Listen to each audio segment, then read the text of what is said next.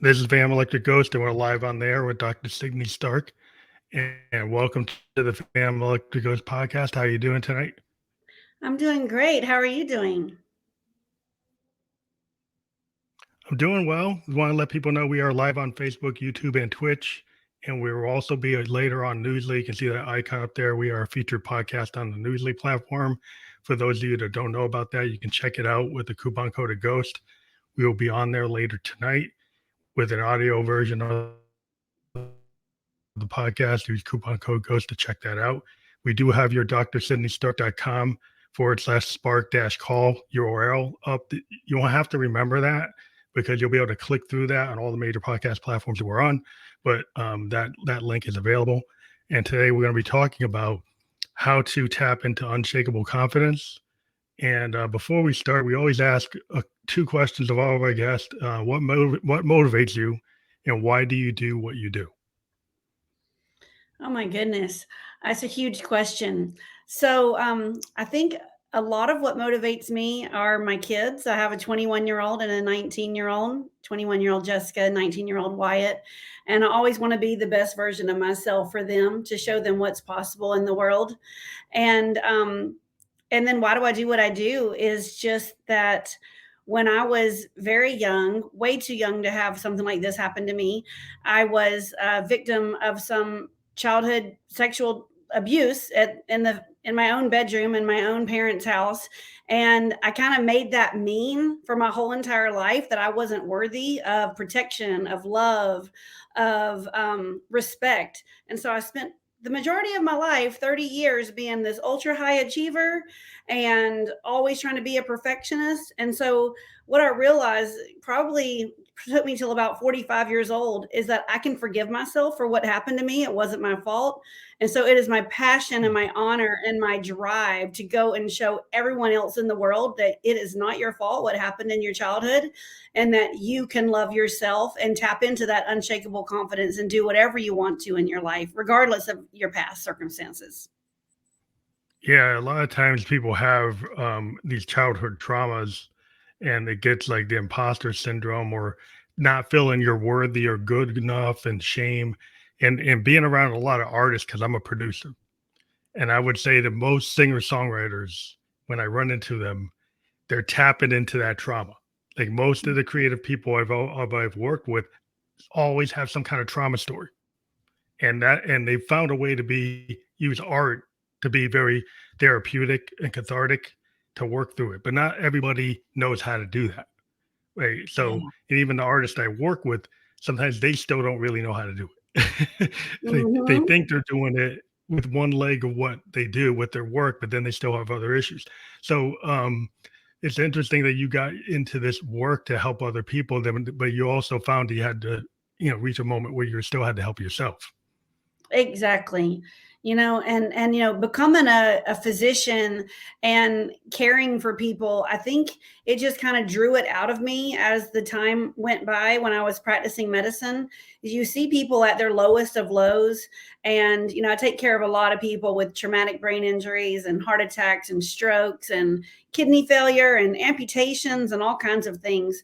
And so, I think just being there at the bedsides of 100,000 patients over a 30-year period, it just really made me reflect on myself and kind of what all I had been through in my life and kind of what it made me examine why I did what I did, made the choices that I made. So it's been full circle.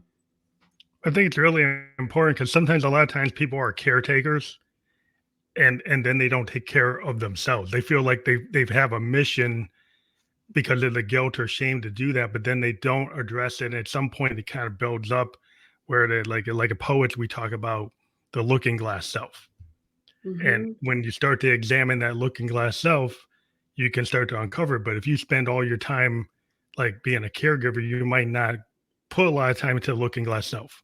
So you don't actually do the self examination because you're paying your penance, and then eventually you have to deal with it. Yeah, that's a really good point. I have noticed a lot of doctors and nurses and everybody. I practice medicine in a hospital solely. I don't practice medicine anywhere else. But everybody from the secretaries to the environmental the environmental service staff to even the people in the cafeteria, I feel like they all are delivering care all the time. And it's kind of like that care that they wish could have gotten delivered to them. So you're spot on. I Mhm. never thought about that with the poet and the looking glass. That's amazing. Never thought about that. Well, yeah, it's like the creative. Like I think there's a lot of creative energy in everything people do, and some people might think, well, doctors they're not creative, but every human being to do what you do, you're using that creative spark, and if you're a scientist or a doctor, you're using it in that way. And every situation is different, and you kind of there's an art to it. They actually like the art of science. There's an art to it. There's a science to it, and that's how a lot of things are. And so there's this balance in life. And a lot of times we find that we're out of balance. I'm a Buddhist, and so I'm a lot about balance, spiritual Mhm. balance, pillars, physical, mental, you know, heart wise, body wise. And sometimes a lot of people will start with something, say, well, I don't feel good in this area, but they ignore the other pillars. So if you just focus on one pillar, you don't have this holistic view, then you kind of out of balance and you wonder why did I feel so bad? Well, you might be out of balance in some way or out of tune. Exactly. I felt like the more I went through my life, and I'm 54 now, but I guess I was about maybe 51 when COVID hit, and that really made me examine inwards and see where I was out of balance in my life. And I realized that instead of me trying to get all of this protection and love and honor and understanding and acceptance from all these people outside of me, that it would be really great if I could give that to myself. And so then that's when it kind of I had this epiphany, like I'm the undergirding of that connector piece that makes me healthy, whole, and healed. And yeah, I feel like so many people, if they'll get their mind in balance, but then not their body or their spirit, or they're really focused on health and weightlifting and all this stuff, but then they don't even think about their mindset and their spirit. It really has to be all three together. Yeah, it's a whole holistic thing. See, a lot of people go to the doctor, but then they don't handle nutrition or they don't handle like the physical.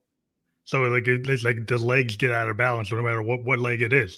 And sometimes like you meet people like yourself, they're like high achievers, people with PhDs, people with certifications, with awards, and then they still don't feel good. Right. They still, even though they have all these accolades, and you can run into like musicians that win Grammys, win these awards, thousands of views, billions of views. But then when you talk to them, they still don't feel they have the right to be on the stage. And you're like, what? And you're like, you're working with this person and they still have these issues, but they're like, you don't get to know it until you really know who they are. And then you're like, wow. So they're putting on this mask. And how much is that taken out of them? That they have this mask and they really don't feel what they're showing. And then you're wow, it's like that's really weird. But being that's kind of like a lot of people are like that, whether you're a big star or not. I mean, you just the people don't really know the real person. Yeah, I never knew that, but just thinking about it, it makes me almost imagine, I don't know if I'm right with thinking this, but that they're just acting a part. Like they're not even being authentic to themselves. They're just acting. But there's a lot of theater in the arts. No matter what, Mhm. there's a lot of theater. There's a lot of stuff that people put on because it's like they're expected to, and they kind of do. It's kind of part of the game. And you find that like whether you're in the corporate world, like you're in a board meeting, how many people are really showing their real face? You know, Yeah. in front of the CFO, in front of the CEO, they're putting on their best face, and that's fine. But like, is that really the truth? Probably not. No, yeah, probably not. They're doing whatever they want to do, whatever they know is gonna, maybe make them kind of melt into the background, or be accepted for, that image that they want to be seen as, or maybe to avoid discipline troubles. But yeah, they're a lot of times they're probably not speaking their truth. Yeah, it's hard to be vulnerable. I find that like a lot of times in life, like if you want to be like in a flow state, you want to live in a present state, you want to not be so hung up on things and not trying to be so perfect. Then if you think about like I like jazz, I like fusion, I like experimental music because it can go into like a flow state and you're not looking for the perfect note. You're not like trying to say, well, there's no bad note. He's like, is there's an opportunity.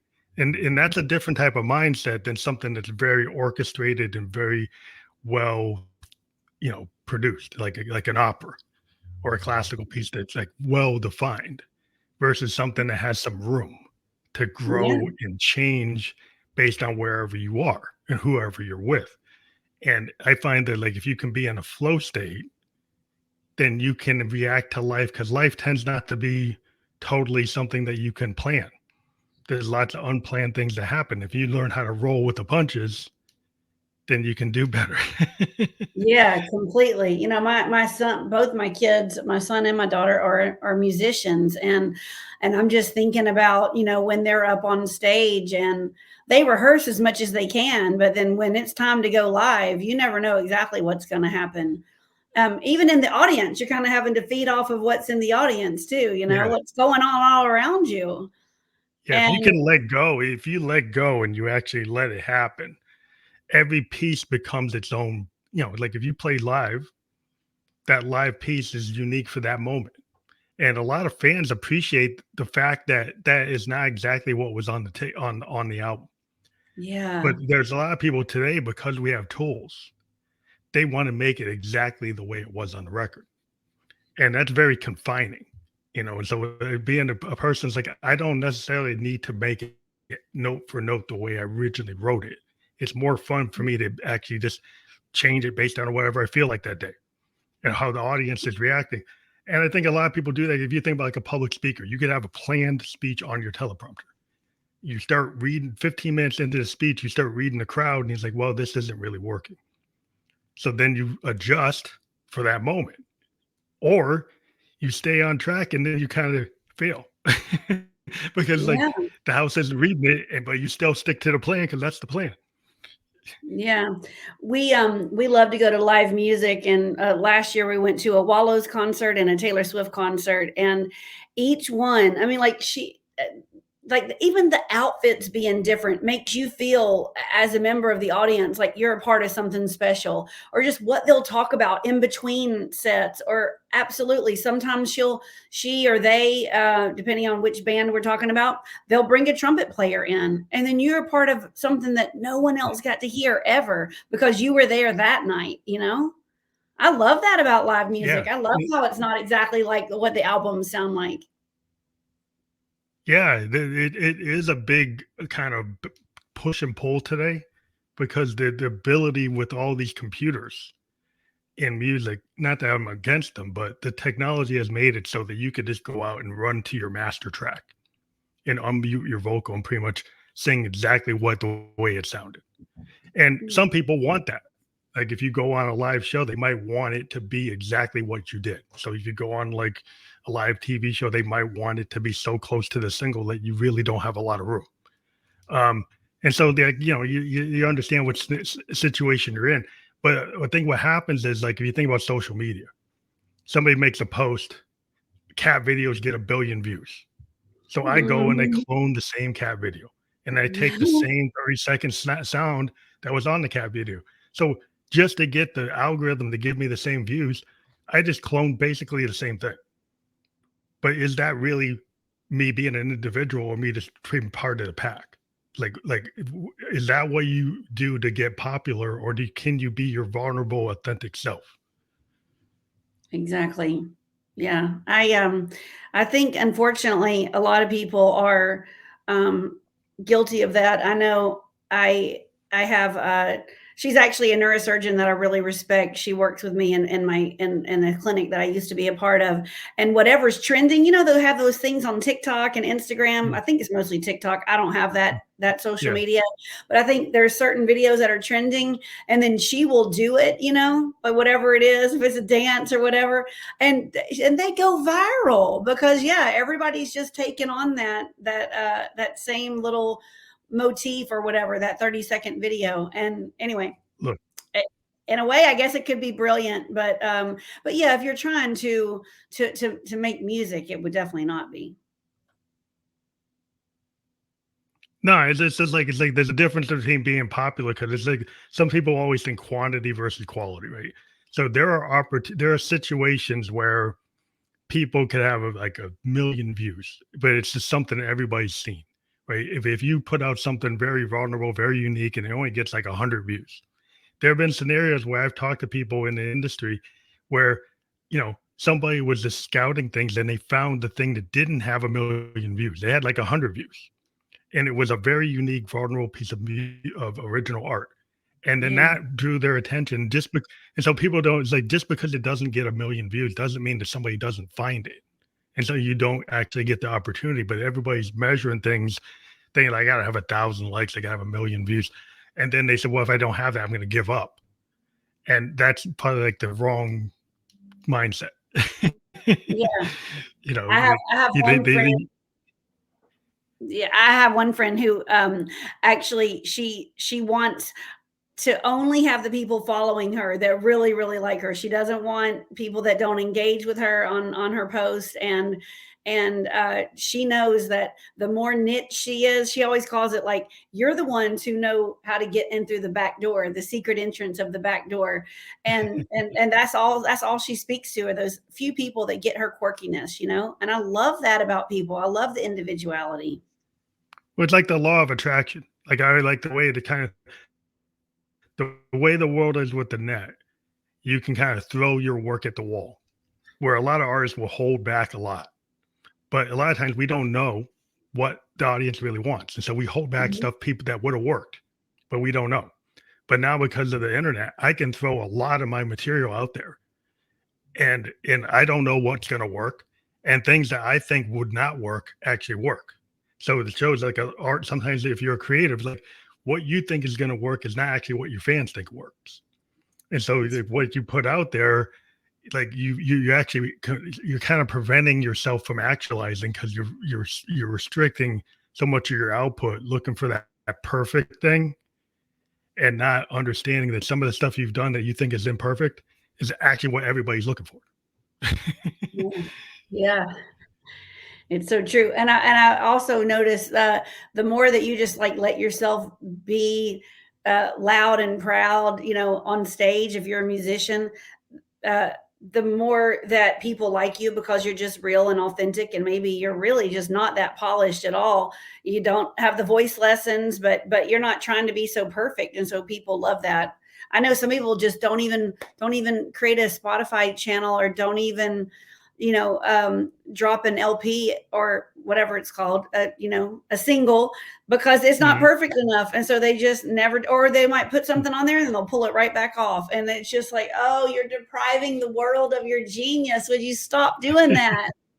Yeah, I mean, Kills just to get it me. out. Yeah, if you think about it, like a Bob Dylan was Mhm. such an impossibility, right? Because he's on Columbia Records with the voice he has, and that was a record label that was known for voices, for Yeah. like really high quality, perfect pitch, really melodic voices, and his voice was not anywhere in that. And so Mm-mm. the fact that he was willing to go out there and people took a chance on him having a voice that was not the standard bearer, it was totally different. It was totally out of left field. Kind of like an idea of like a poet, like a Lou Reed is a poet. He's a spoken word poet, and he got popular. And people would say, well, how could that work? Well, it works because he showed up. He showed Yeah. up and he kept on showing up, even if people booed him. He showed, and so that's a hard thing to do, because we're kind of in this popularity contest world that if you get that bad reaction, you might never come back.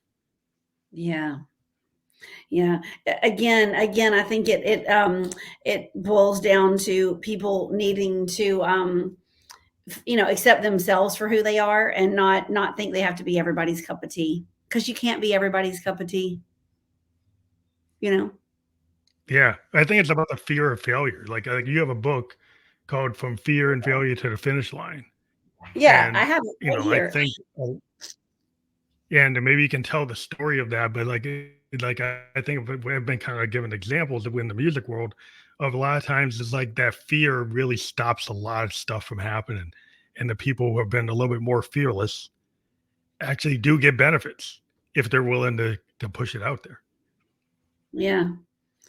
Yeah, so the funny story that you say that, because I had this idea at age 46 that I wanted to do a triathlon, and I was doing my training with two people. Uh, me and Lisa, Lisa and she and I had never done anything but run a 5K together, 30-minute race. Okay. But then this other girl, Melanie, and bless her soul, she has passed away now.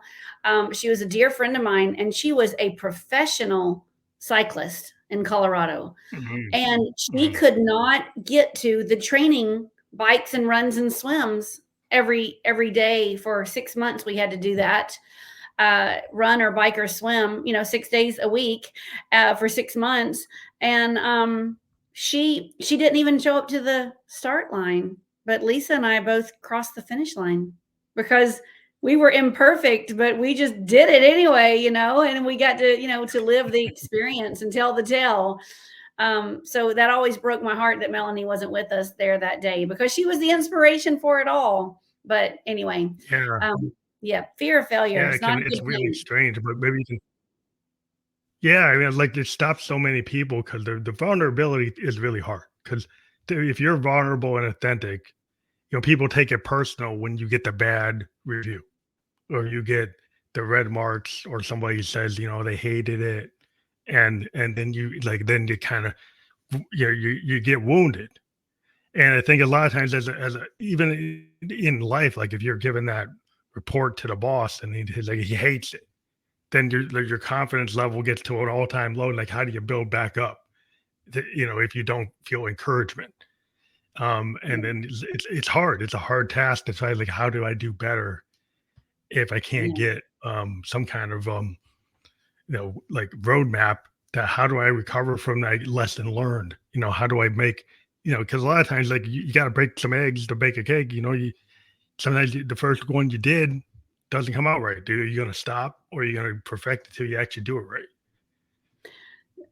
speaking of cakes, I was just thinking that made me think about a story. I had just had my kids, and we were hosting a dinner party, and I wanted to make this new cake I'd never made before. And it was like one of those spring form pans that were supposed to go in the oven, and it's supposed to be in a water bath. I didn't read the little instruction that you're supposed to line it with wax paper first. And so I just put it Oh, in there in the water bath, and the whole entire cake got soaked in water. And the guests were like coming in the door, and the cake was a soggy mess coming out of the oven. And my mom and dad were there, and they said, you know what, Cindy, just let's drain it. Let's drain the cake while everybody's eating dinner. And it might be the best cake we've ever had. And sure enough, it was. And so every time I make that cake now, I make it just like I did before. You never know what you might find by screwing up royally.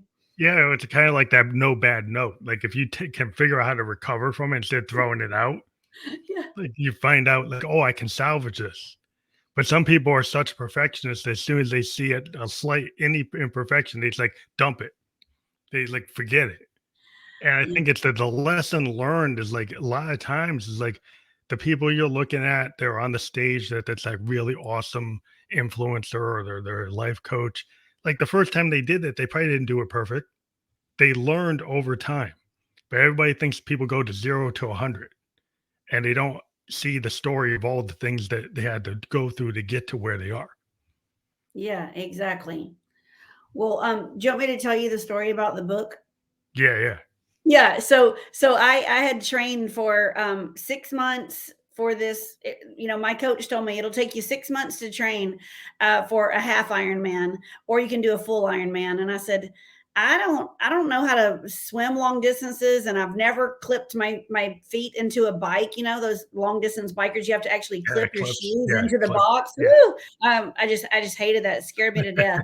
And my very first training bike, I fell and broke something in my thumb, and I had to get reconstructive surgery, and it set me back. Anyway, Oh, 2 years later, I completed every single bit of the training. I go out that day to do my triathlon. It's an Ironman triathlon. It's a 17-hour endurance event. It was about 2 hours of swimming. It's about 8 hours of biking, and then followed at the end by a 6-hour run. Okay.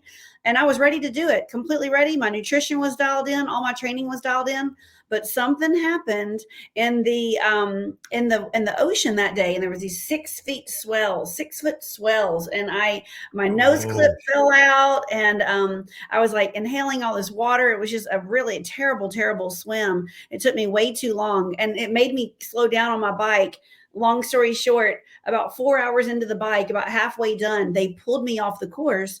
This van came up to collect me and all these other people behind me. And I said, "What is going on?" And they said, "You're going too slow. Like where you are at this particular point in the track, you're not going to finish by midnight, which is the cutoff."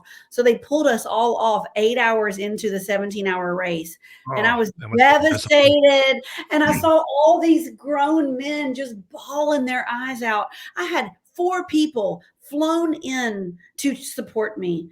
I was Mhm. so embarrassed, so devastated. But anyway, the book is about how I didn't let that be the end of my story. I said, "You know what? I've trained for this whole thing. I didn't account for the water that day and how violent it was because I literally did all my training runs at a pool and Lake Lanier right up here in Gainesville, Georgia, where I live. And so I hired a coach to teach me how to ocean swim, and I repeated the Mhm. training for 8 more weeks. And 8 weeks later, I crossed the line, the finish line of my Ironman triathlon, and I got my medal. But that story is all about just how just you got to, work with everything that's in between your ears, that you got to tell yourself you can do it. Even if you fail tremendously and publicly, just get up and do it again. So I was so glad that I did that.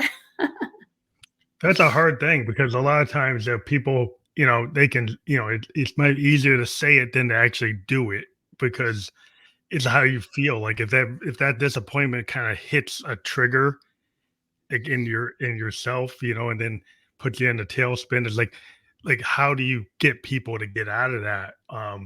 So that like the lesson learned is like it is a unique experience to every situation that failing is part of life.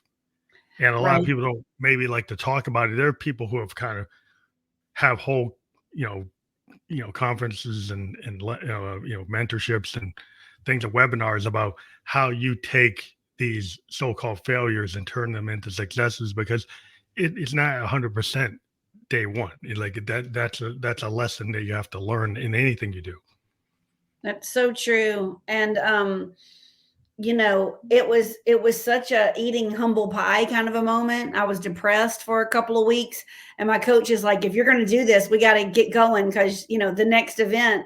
Um, Mhm. my first one was in Panama City Beach, Florida, and the second one was in Naples, Florida. And he said, "It's in 8 weeks, so you got to like dust yourself off and let's get back at it." And the last 8 weeks of the training is always the worst. You have like 21 hours of exercising in one week because Mm. there's just such a long bike ride and such a long run every single week, and you got to repeat it for so many weeks.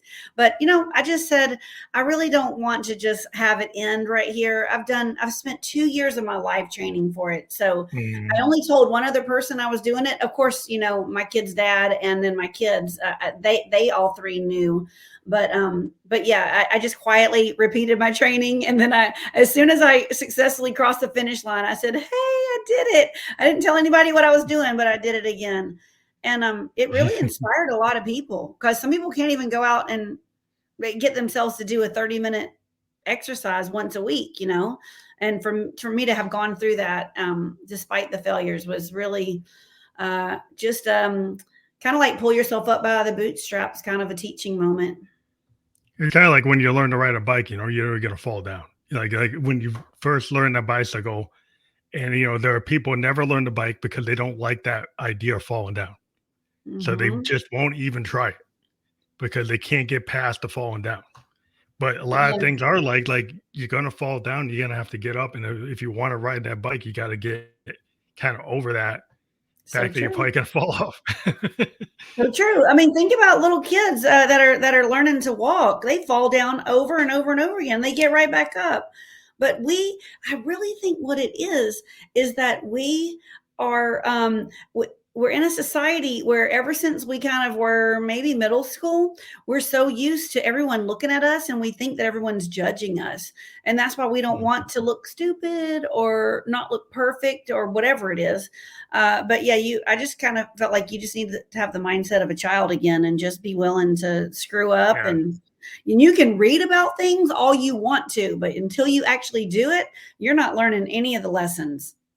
Yeah. It's like that childlike curiosity that you have before Hmm. you get told that you can't do stuff, where you Hmm. don't feel like you can. So that you jump on the skateboard and you scrape your knee, you start your rollerblades, you do stuff that like, well, like as an adult, like I'm never doing that because I don't want to, you know. But the kid is like, I'll jump on the skateboard, I'll jump on the bike, I'll go try to surf, I'll try to do it. It's like you do that, and it seems like we as they get older, you lose it, or you have this big like um kind of you know big crucible moment where you discover like I want to go back and find that inner child. I want to do that again. And I've been talking to a lot of people that like get to a certain point in midlife where they're willing to bring that childlike curiosity back and start to challenge themselves again. Yeah, exactly. I will tell you, after I did that second triathlon, I mean, in my opinion, I did three because I did a half Ironman and then I attempted that one Ironman full one, and then I successfully completed the third one. So I kind of call myself a one and done. I said I don't ever want to do that again, but I was really a three and done. But I didn't get bitten by the triathlon bug, so to speak. So I haven't done that again. Mhm. But I still keep really active. But yeah, you you have to, I think, really be realistic on what your motives are, and just continue to pursue things that really light you up and excite you and make you happy, because the world needs all of us lit up. Yeah. I think a lot of Period. times we're not lit up because we get kind of into this routine. And it's kind of like a codependency. Like you might be comfortable in that codependency, but you're like not happy. But you know, you're more fearful of trying something new than getting out of the thing that's not satisfying, and you're kind of in a holding pattern. And so at Yeah. some point you reach the crucible moment was like, I can't be in this holding pattern no more. It's like that now is not bearable. It's not comfortable. So now I'm gonna push myself to go somewhere I don't know. And the fear of the unknown is like, oh, I'm scared that it's a wolf at the door. I don't know what that is. Yeah. I don't know if I can handle that. Yeah, there's a deeply ingrained survival mechanism in our brain, and our primitive brain, that keeps us safe. And so anytime we hear something rustling in the leaves, we're going to think it's a saber-toothed tiger, but it might just be a little tiny mouse. So sometimes you really have to question what it is that you're afraid of, and could it be better than you're anticipating. Yeah, it's like I heard something before that was really interesting. I'm going to go back into music, but David Bowie was talking about like this idea of swimming, and somehow you go into a pond and there's like a shelf where you could you're gonna it's a drop off. And he said, like, when you're a kind of like an artist that pushes the envelope, you're willing to go out in the non-shallow water where you could drop off, and you feel like your feet aren't touching the ground, and it feels uncomfortable. But Mm, eventually, you start treading the water, and you're in that new phase, and you try that something that different. And that's a really he was this really interesting analogy. I didn't probably say it right, but he has this like known video statement where he's talking about how he used to like to go and tread water to kind of yeah. push it because he felt like if he could stay comfortable being one of his personas, like a Ziggy Stardust, he could have stayed in that for 10 years. He did it for like 2 or 3, and then he moved to something else. And when he moved Mm, to that something else, it's like, I could have totally failed because he started singing with like Luther Vandross, and that's totally different than rock. And he's like, he wasn't that comfortable with it at first, but he's like, I'm treading water because I want to push myself. And so when you do that, when you go put yourself in an area that you're not comfortable with, you can eventually gain mastery if you don't let the fear overwhelm you. yeah. Yeah, that's a really good analogy. And there's absolutely no way to gain mastery without doing it wobbly at the beginning. Period. You have to put in those reps and get past your limitations that tell you that you can't do things. Yeah, because you were talking about those clip-in. I'm a cyclist. I'm a mountain biker, and we use those clip-ins. And a lot of people, when they got into mountain biking, is like, how can you be on a mountain bike and be clipped in coming down a mountain, right? Like, I want to be able to. But a lot of it, what we found is like it was counterintuitive. Like, you need to be clipped in so that you actually have enough power to get up the hill and to stay on the bike. But being clipped in is kind of fearful. It's like, well, what if I need to jump off? But that's kind of thinking negative. You like if you're putting this negative thought that I'm going to crash, so I need to get off. It's like, but you kind of got to get that out of your head and stay clipped in. Yeah. Yeah, that was my least favorite part, I think, of the whole thing was learning that. And my coach had a brilliant way to teach me to do it because I had never been clipped in before. And my friend Melanie, who was the initial, idea, she had the initial idea of all of this.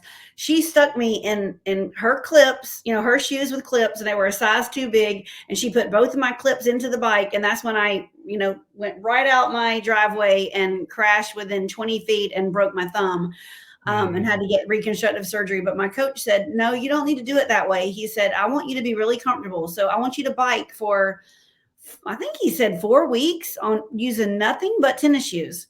And then mhm. another 4 weeks, one clip-in shoe and one tennis shoe. Oh, that's a And then smart boy. and then I think maybe he had me even switch the other one. I had to have another clip in, and then he just, like, little by little, baby steps, Baby steps. Yeah, painstakingly slow, yeah. he got me comfortable with all of it. And then Melanie took me out and she taught me how to brake unexpectedly, get out, like put my legs kind of in a About yeah. triangle position to increase my stability, and then it was fine. But so many people just would say, I'm not going to do that. Well, a lot of times it's the all or nothing. Like I've run into guys that when they learn the clips, they don't do the baby steps. They go right to it and they fall off, they crash, they wreck the bike, they break their fork, they break you get the collarbone injury. They say, well, this guy gotta do it day one. I gotta be clipped in and they go down the hill. I don't Yeah. know if it's a good idea to be clipped in and go down a creek bed if you don't know how to clip out. Like it's so it's like going 0 to 100. Sometimes people will say, "Well, that's the way you got to do it." It's like sometimes that's not the path. Mm, not at all. But I learned so much about how sports can, have so many parallels to life when I was going through all of that. Because I can't remember that saying, and you might know it, but if you like, the more you bleed in training, the less you'll do something in battle. I can't remember that saying, but Yeah, yeah, uh, yeah. I've you know, heard it. yeah, I went through so much. I would bike in the pouring down rain. I would run in thunderstorms. I would just do all kinds of things so that if I had all the adverse conditions known to man, when I was training, then hopefully on by the time race day came, no matter what I was faced with, You I can would be handle it. fine. Yeah, Yeah, yeah. and that's exactly what happened. Well, that's like a lot of it. Like is muscle memory. There's a lot of things in life that are very similar to sports and to music. Like people don't think about music as being a team sport, but a lot of times if you're in a band, you got to treat it like it's a team, right? You all got to work together to get that song done, just like you're trying to get the play done. And so it's a lot of muscle memory. So like the athlete that does 1,000 3-point shots to get that 3-point shot. Well, the musician that plays 1,000 hours on the bass, so they don't have to look at it. They know where everything is. It's just there. It's muscle memory. So, a lot of things like if you do show up and you actually practice giving a speech, the first time you do it, you're probably not comfortable. You're freaking out. By the time you do it 100 times, you're starting to get comfortable. You're starting to be able to ad lib. You're starting to be able to kind of do flow state. Once Yeah. you practice, it's like everything you do have to kind of learn how to train your brain. and your brain likes like knowing like known things. So if you practice in different situations and handle those curveballs, then you get more comfortable. Like if something happens, like you might not have every curveball thrown at you, but at least if you had enough of them, you figure, well, I can handle one even if I don't know exactly what it is, but I've dealt with similar things. Yeah. I had a business coach, Fernando, and he told me you have to keep exposing yourself to the fear and get your body accustomed to that cortisol rush of just pure fear. Because I was really uncomfortable making phone calls to people and seeing if they needed help with something. I have a Oh, coaching cold business, calls. and he said you just got to face your fear, get used to that cortisol, and then transfer all of that, all those reps that you did as a doctor, just transfer that into being a business owner.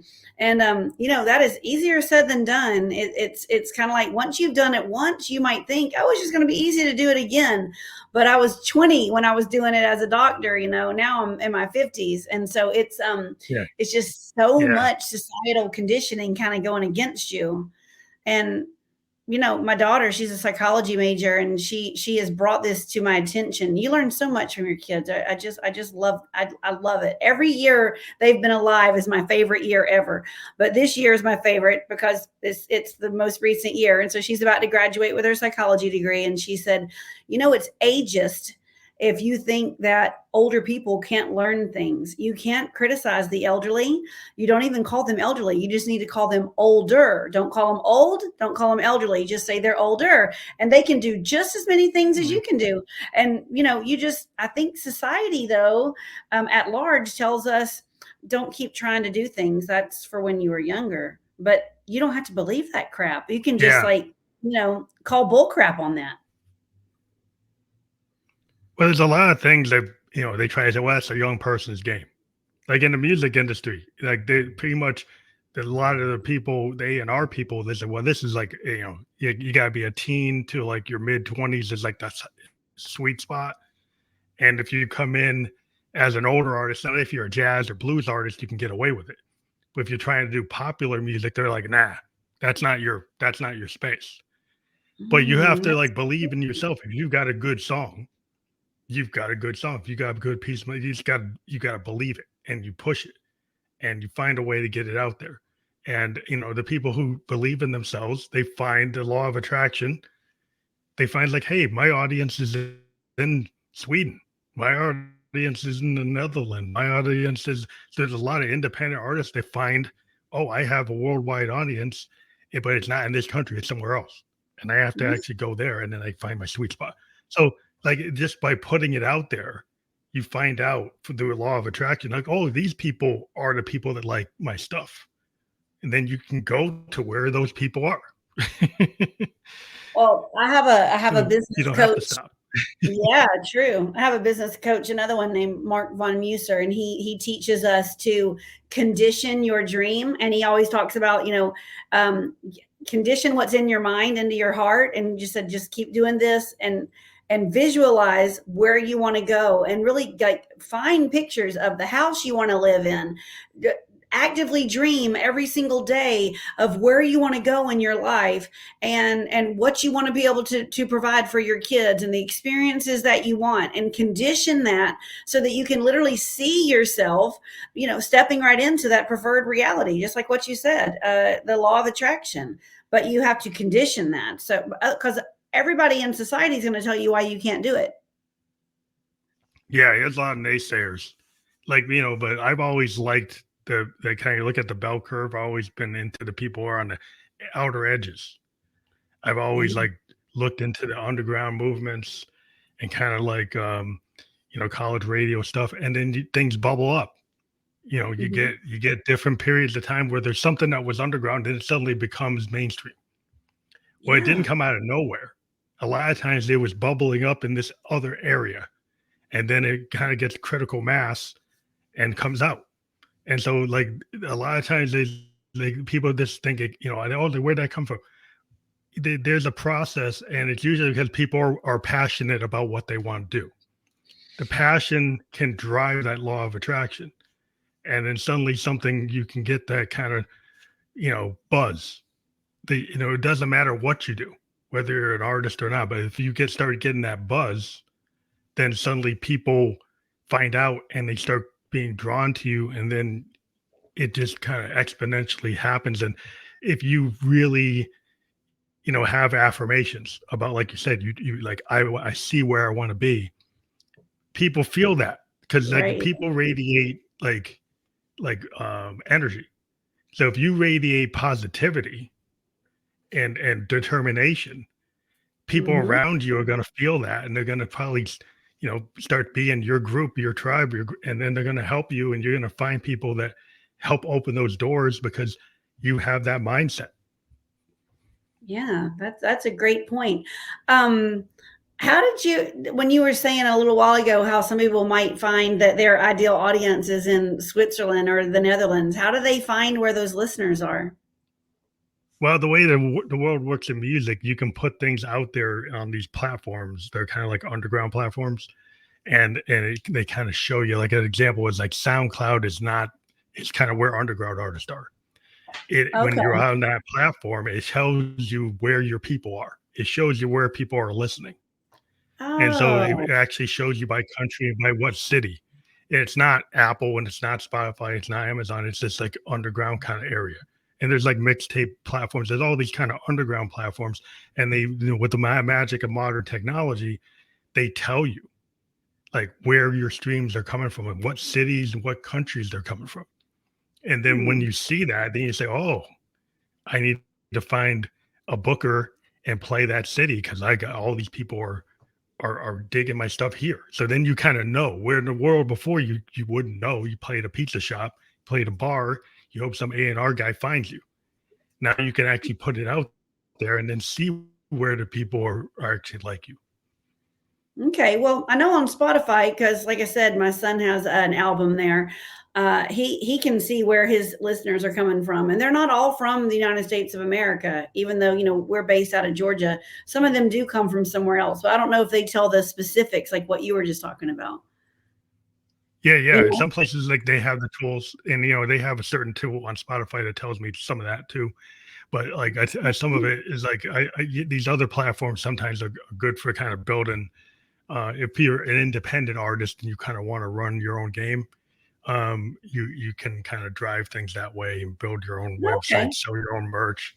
There's just like a lot of people that don't necessarily want to get signed anymore because they want to own their vision and they want to know where they want to be, and they kind of work in terms of like learning the business. So then you can't just be an artist. You have to learn like, how do I market myself? How do I learn SEO? How do I do this? How do I get a booking agent? How do I get booked in that play club in Iceland or Netherlands? They go find out and then they go do it, and then they Yeah. set themselves up. Okay. That is fascinating to me. I had no idea. Yeah, it just depends on what you do. My daughter's a graphic artist, and she works with graphic artists that are into helping people who are disabled artists, and she's become like basically an art director for people who want to have virtual spaces for disabled artists. So virtual galleries to be able to show work that the traditional galleries don't have.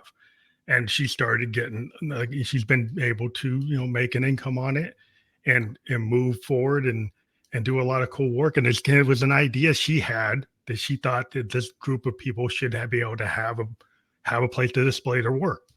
So they Yeah. started doing these virtual galleries. And so there's a lot of things that you can do. Like if you believe in it and you want to do it, you can start to do it. Is she disabled? She has some disabilities, yes. Okay. I was wondering what, if she had a friend or somebody in the family or her It herself. was her own disabilities kind of motivated her to Yep. her own issues with trying to get into gallery spaces and not being accessible. And she said, like, I'm going to start advocating for not only myself but for everybody that has this issue. And then it's been like her passion, and that's what she does. That is So fantastic. It really seems like, a lot of people who you know, start these amazing things, it's always because, you know, like we were talking about with doctors and stuff before, it's because they had a need and they wanted somebody to be there fighting for them like that. Yeah. So so she's being her own advocate by making this space for other people, other disabled artists. Yeah, I think that's a big challenge, because like it's like sometimes like if you don't have a venue, then you create a collective and you create your own venue. Yeah, exactly. It's like if you're a band and you can't get booked, like then you go find a bunch of bands and you create a Hmm. collective, and then that collective goes to the club and the whole collective gets booked, and then you take over that club for the whole night or for the whole week or for the whole month, and that's been like the modern strategy. Like, okay, if I go by myself, I maybe I won't make it, but if I go find like-minded individuals and we create an artistic community, we can all then go and pitch something that's like, hey, we can have all these people come and watch us all night or all week or all month. Then the That's then the amazing. club says, oh, okay, I'll book you. Yeah, yeah, because they want customers. Yeah. So you have to They kind of want become, liquor sales or food sales or whatever it is. You know, you got to think about, or even the ticket to get in the door. They're looking for their bottom line too. yeah. So it's just a lot of times it's creativity and passion. Right. And so like even though the door was locked, you could open it a new door that wasn't there. Right. You can go and create a new space for yourself by being more thinking kind of like holistically and solving the problem. And so I think a lot of things I would like to maybe dive into are like lessons learned from like reading your book or your life as what you're doing now, in terms of like what could the audience get out of like the idea of this unshakable confidence and like lessons learned or examples. Yeah, who I really feel like kind of is drawn to me more than anybody are people in the middle half. They're like the middle section of their life, 35 to 65, and they're at a crossroads. Whether they have had a death of a spouse, whether they have had a death of a mom, or maybe a cross country move, or they can't speak up at work, or they are going through a divorce, or they're becoming an empty nester, like any of these big life things that happen to people. And they just don't know how to have the confidence that they're going to get through that. Well, I come in and I help them literally person by person, place by place, kind of unwind anything that ever happened to them from birth till current age that could have inhibited them or implanted like false limiting beliefs or negative beliefs. And so Mhm.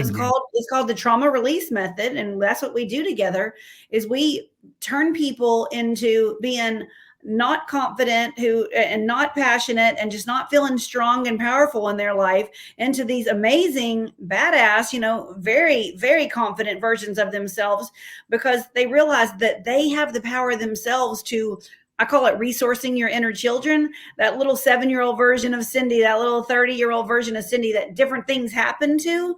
You can, through meditation, like a subconscious meditation, actually be your own best advocate. And then you kind of present yourself with cleared filters, and you everything is there kind of possible for your life. And you know, I just really want people to know that no matter what they've been through, that they can turn it around. And you have to have a person who is willing to help you, hold space for you, and help you walk through anything that may have been inhibiting you from birth until now. Yeah, it's like a lot of the things that inhibited you are like assets that you can use to help tell stories and lessons learned on how strategies on how to take these moments instead of being shamed by them, Exactly. leverage them. Like what I've found Exactly. is a lot of people, if once you learn how to leverage those things that really hurt you or stopped you or were a hindrance, but then you learned things about those moments that where you could actually you find the nugget that's like, oh, this is how I should react to that. This is how I should respond to this if this happens in the future and how I can build from it.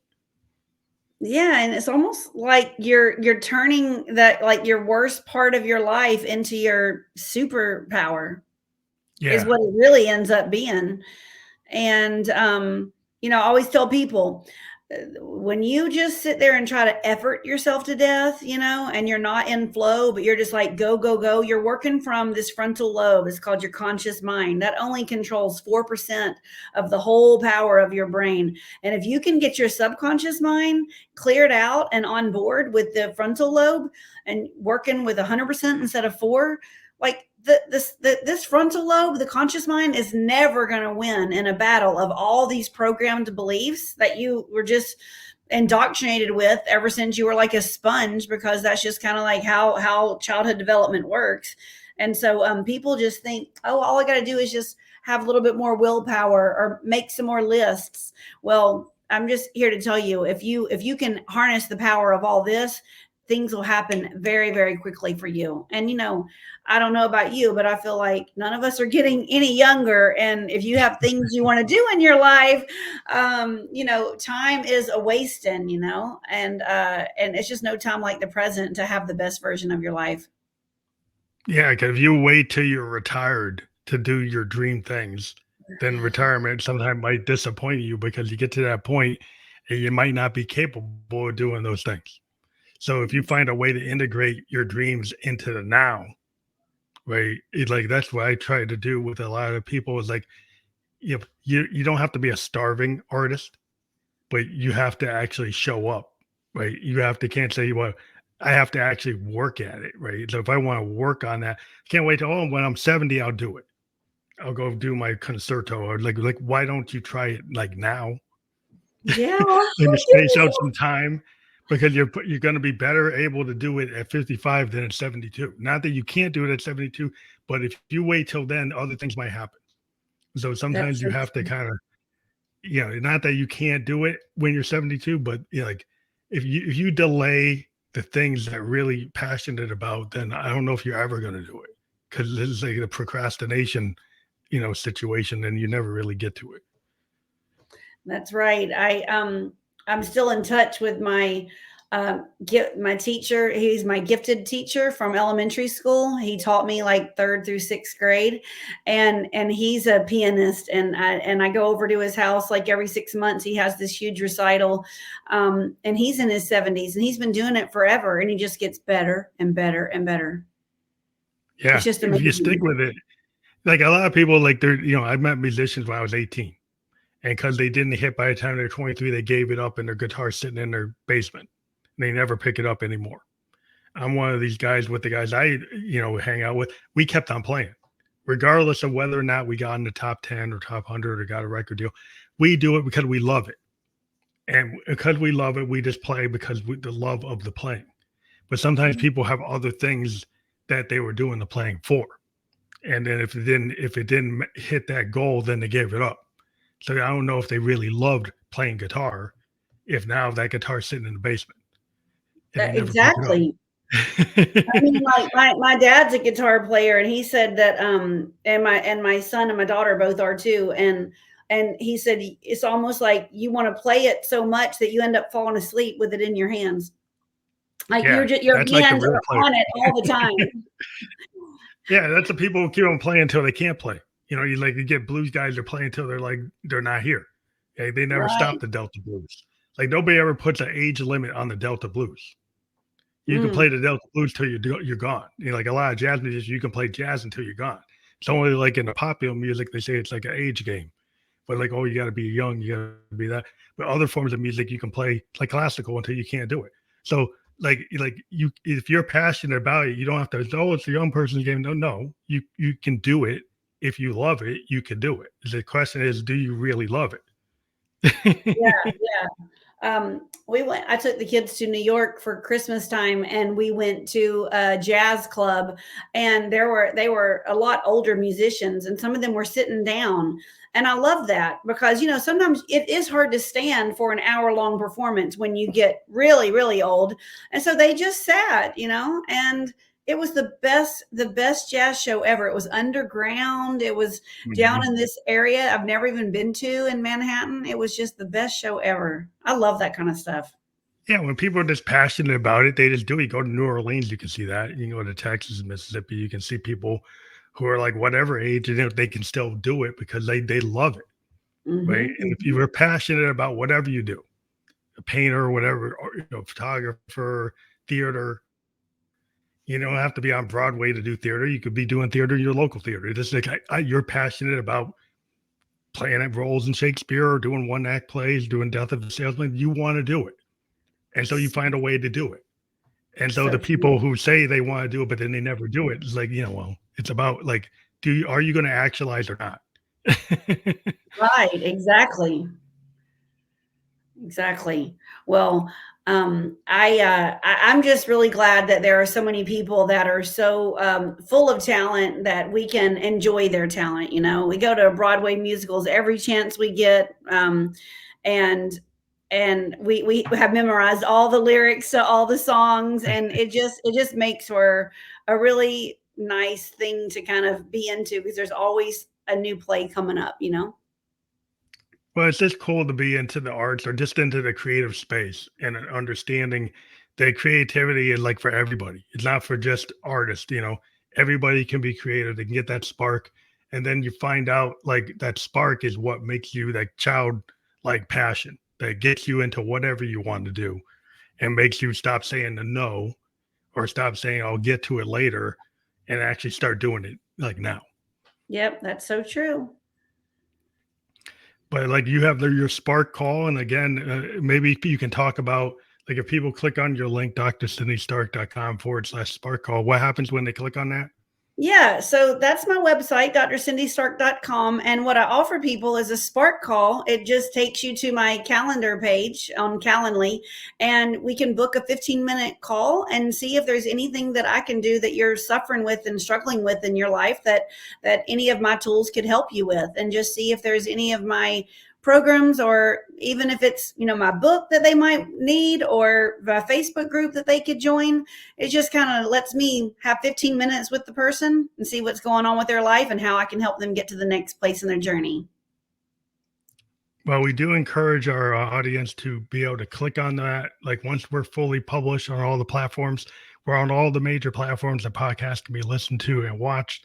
And so that link will be fully clickable. You don't have to remember it. You'll be able to click right through it. So again, we've been live on Facebook, YouTube, and Twitch. We will be on all those other platforms like Apple and Spotify and iHeartRadio, a bunch of other ones by tomorrow. Again, I want to thank you for being a guest on a Family Like It Goes podcast, and I appreciate it. And I hope you have a good night. Thank you so much for the opportunity to serve your audience. Thank you.